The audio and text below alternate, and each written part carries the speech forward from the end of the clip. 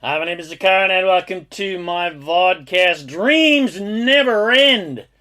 No one came to this earth, into these bodies, to just accomplish one or two things and then they're all done. They've accomplished everything. No one came here to prove anything or to learn lessons or accomplish assignments or achieve fame or achieve success, especially to prove their worth. Everyone is here for the sheer utter exciting adventure of creation, not for the adventure of creations, but for the adventure of creating.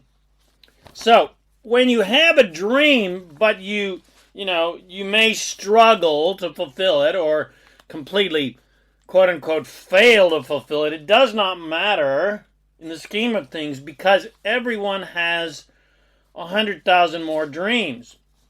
The problem is, and the trap that a lot of people or most people fall into, is focusing on their regret and their quote-unquote failure to achieve that one big audacious dream instead of just focusing on the next dream. Because temporary failure to achieve one dream teaches you how to achieve the next one. And no one came here to just fulfill one dream, as if that one dream was their only shot at success and happiness. That is a completely lack-oriented premise based on a belief in a lack of time, lack of talent, lack of resources, lack of abundance, and a limitation of all those things. And every one of them is completely bogus, and none of them are true. There is no such thing as a lack of anything. There's only an abundance of everything because this is a planet and a universe and a creation of abundance. And the entire universe is designed to expand according to your ability to allow and be open to unlimited abundance. But if you are a firm believer in lack and poverty and scarcity, well, the universe will, at least in your reality, shrink to accommodate your belief in the illusion of lack and limitation. That's how the law of attraction works. It is unconditional in nature and will expand or contract according to your beliefs and perceptions. Well, the truth of the matter really is the universe never, ever contracts. But in your little reality, it appears that it can. So, if you believe that your ability to manifest and realize your dreams is limited, well, then the universe says, your wish is your command. Or if you believe that you have an unlimited, all-powerful ability to create and attract anything that you dream and desire, well, then the universe says, your wish is your command. And even when you achieve your dream or dreams, no matter how amazing or mediocre that dream of dreams may be, if you are open and allowing, and you don't fall into the trap of thinking you have reached the pinnacle and there's nowhere else to go, there will be another inspired desire to create something else. In fact, that's what contrast is about. It's to inspire you to create more and expand more and grow more. So, if you get to the quote-unquote proverbial top and you're inspired to create something else, well, that's great because there is no top. There is no end. There is no final destination. There's no final awesome, amazing thing that you've set out in this life to do that especially finally proves your worthiness. Heaven is not the end either. It's just a new beginning.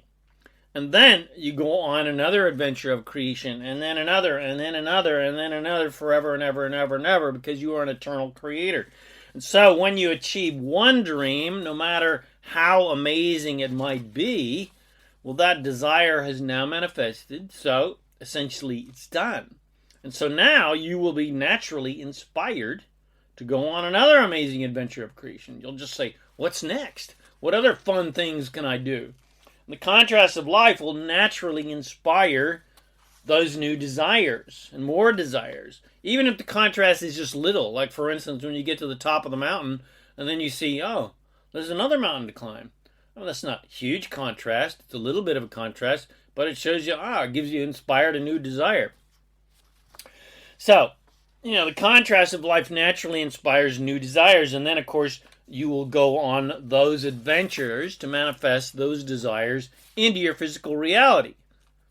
You are an immortal creator, and your natural way of being is to continually, or even more directly, continuously create new things all the time, over and over again, forever and ever. And so the same goes for you as a human, because you are an immortal, all-powerful, infinite creator that just happens to be in a human body.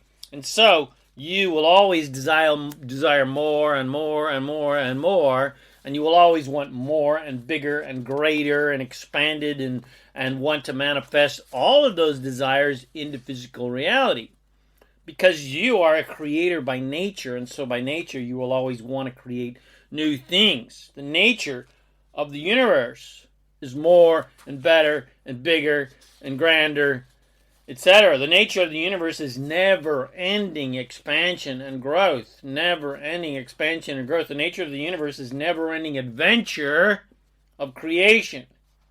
Creation of new things, expanded things, not transforming the old or trying to change the old or fix the old.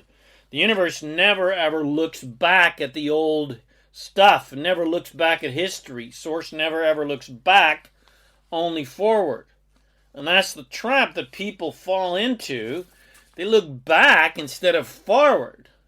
The trap people fall into is when they finally fulfill a dream, especially if they struggled a lot to get there, well, then they hang on to that accomplishment of success, that, manifestation of the dream for dear life, fearing that they will never ever top that.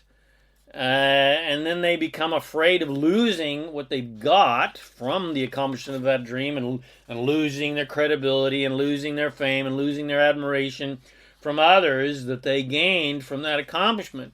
And they believe that the fulfillment of that one dream is what determined their worth. And so people often rest on their laurels and then become stagnant because there are 1,000 other dreams calling them, but their focus on not losing their fame and success and credibility from their last dream. And they look to other people's admiration to determine their self-worth. But soon the fans' attention goes to the new star on the block, and you're left in that new star's dust. We see this pattern often with superstar actors who age and lose their fame and then struggle to be happy because they're relying upon public opinion for their happiness. Or the athlete who peaked in high school but couldn't get past his or her, later lack of fame and success. I mean, what laurels are you resting on is the question you want to ask yourself.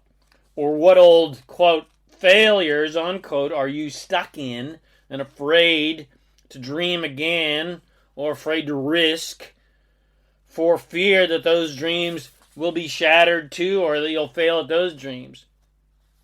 And this is an obvious path of depression and lack of personal fulfillment and lack of happiness in life, because you're focused on the past, not on what you can create in the future. I mean, here's an example. Many of the astronauts have experienced similar issues, because once you've gone to the moon, I mean, how can you top that?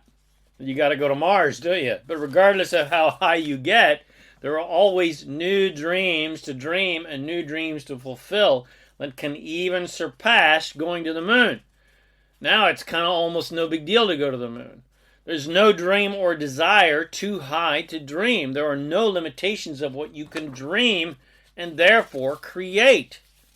The only limitation is how much you resist your own dreams and block the manifestation of your own desires with your doubts and your lack of beliefs and your desire to prove your worth because you achieved it. There are no limitations to what you can create. The only limitation is how much you can allow your dreams and desires to come to you, or how much you resist them with your doubts. In other words, how much you can allow the universe to give you what you want rather than you blocking and hindering them with doubts and fears, etc. And the absolute master key to your happiness, fulfillment, and prosperity is to not look at your accomplishments and other people's admiration of you to determine your happiness and your self-worth and your abundance, and absolutely don't compare your accomplishments to other people, because you did not come to earth for the creations. You came here for the adventure and joy of creating those creations, because creations are temporary and fade away and are ultimately meaningless except based on the worth that we give them. And they have no worth unless we basically, give it value. For instance, money means nothing except how we value it and what we can do with it and buy with it, etc. And once you've created a dream or desire into physical reality, well, that single adventure of creation is now done. There's nothing more to do with that desire unless that desire is still expanding and growing and improving. Otherwise, your joy as an unlimited immortal creator lies in moving on to the next desire and the next dream and the next adventure of creating your desires into your physical reality, not banging the drum of old realities and how amazing you were way back in the good old days. Your joy and fulfillment and your excitement and your happiness and your inspiration lies in the new desires and the new creations, not the old dreams and desires or the old accomplishments. And your joy and fulfillment is certainly not in your regret of your unfulfilled dreams and desires. Thinking about those just buries you in a tar pit of regret, which blocks the inspiration and drive and passion and excitement of your new dreams and desires. And there is nothing more of a life killer than regret, shame, and guilt. So don't go there, girlfriends. Don't go there, boyfriends. That's the path of despair, not joy. That's the pathway that literally leads to the proverbial dark side, Luke. So just say no to regret. Just say no to shame. Just say no to guilt. If you want to experience ecstatic freedom, then say no to shame.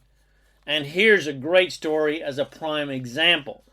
One very hot summer day, my girlfriend and myself and her 3 kids were hiking up to a waterfall. There were no other people around, and so my girlfriend and myself decided to just take our clothes off and hike naked.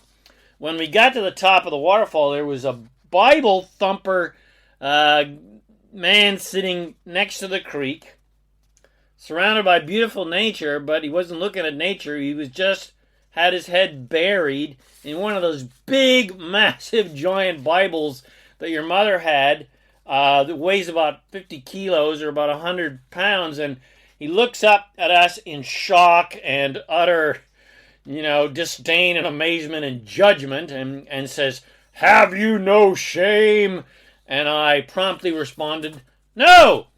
And so us naked hikers unashamedly toddled onwards past him on our complete, fabulous, exciting, and fun naked journey of lack of shame of our beautiful, sexy bodies, and toddled off into nature. Because what is nature? Nature is naked, isn't it? Now that is freedom, my friends.